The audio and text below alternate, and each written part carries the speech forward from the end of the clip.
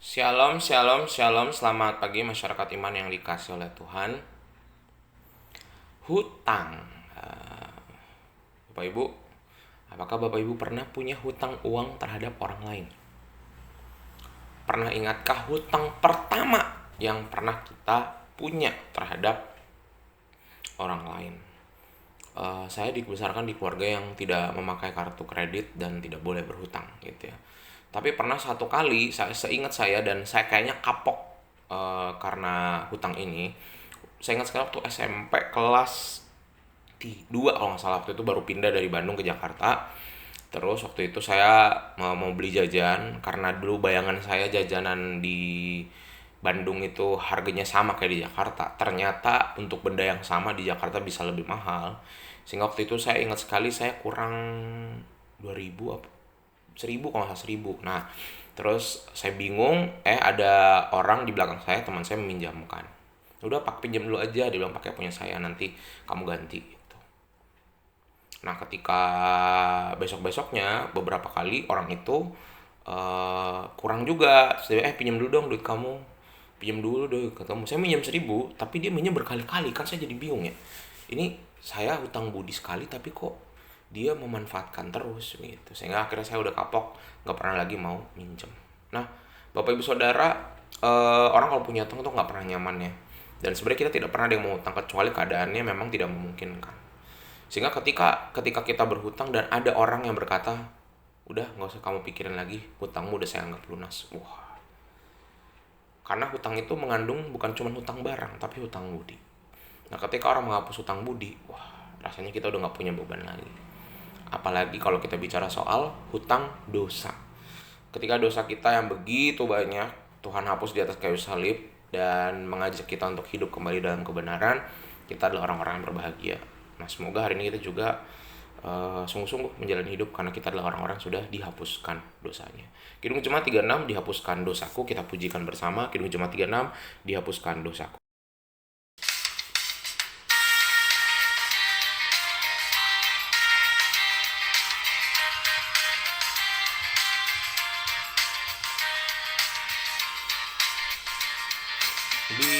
Dihapuskan dosaku hanya oleh darah Yesus.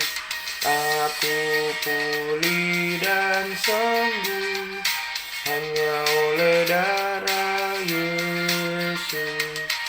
Oh, darah Tuhanku, sumber pembasuhku, sucilah hidupku hanya oleh darah Yesus.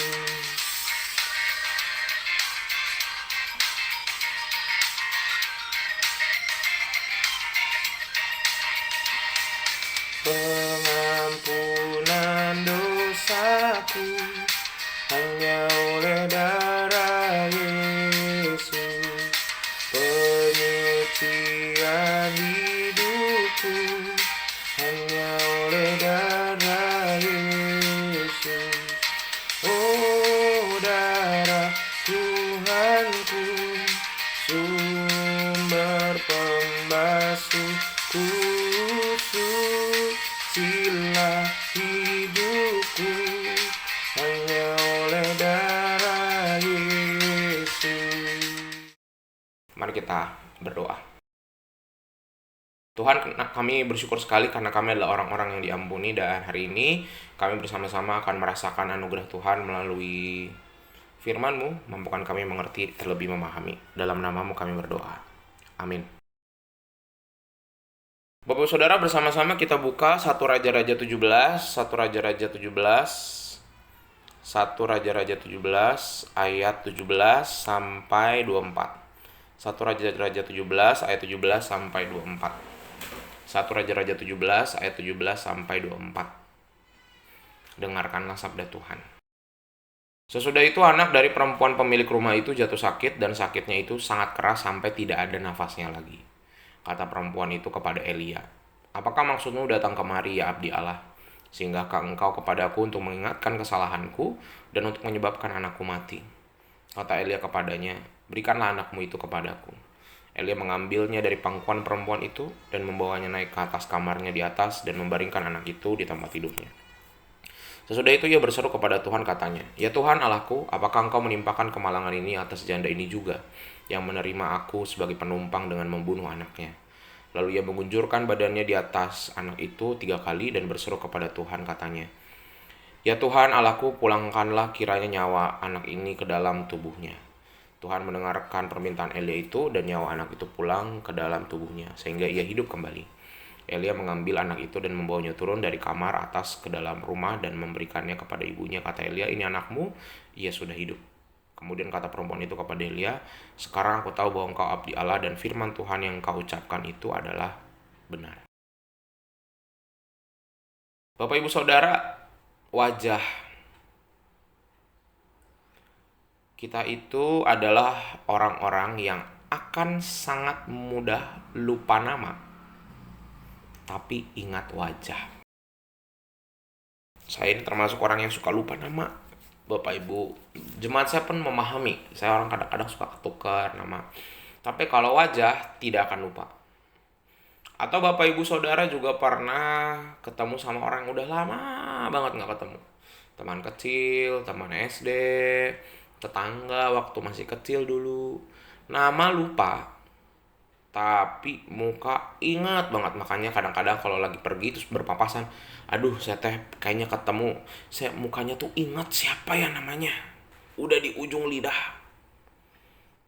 Jadi rupanya manusia itu mata mampu untuk merekognisi atau menyadari, mengamati wajah orang dengan dan langsung mengkaitkannya dengan peristiwa gitu ya. Misalnya kalau wajahnya seram, maka kita akan ingat, "Oh, ini pasti dia orangnya galak deh."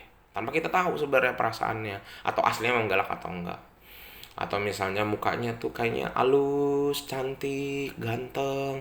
Wah, kayaknya ini orang yang populer atau kayaknya enak nih diajak ngobrol, mukanya adem gitu. Walaupun kita nggak tahu sebenarnya gitu.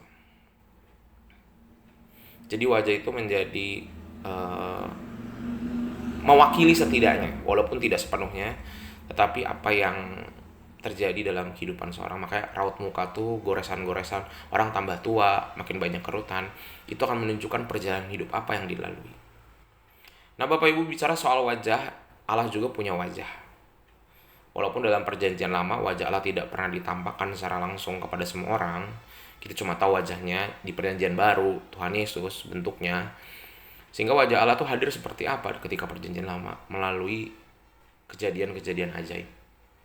Nah, dalam bacaan kita tahu kisah Elia dan janda Sarfat. Kita paling ingat tentang bagaimana Elia tuh lagi lapar, terus Tuhan ngasih makan dia lewat janda Sarfat yang cuma punya tepung. Dan dia bilang, "Ini juga tepungnya dikit, saya sama anak saya juga belum tentu bisa makan." Terus kata Elia, "Udah, bikinin aja. Kata Tuhan, kamu akan membuatkan makanan untukku." Dan betul, tepungnya dibikinin roti, nggak habis-habis. Bikin 1, bikin 2, bikin 3, terus. Nah, kita cuma ingat sampai situ dan kita tahu, oh berarti Tuhan hadir melalui janda Sarfat sebagai bentuk Allah menyediakan bagi Elia.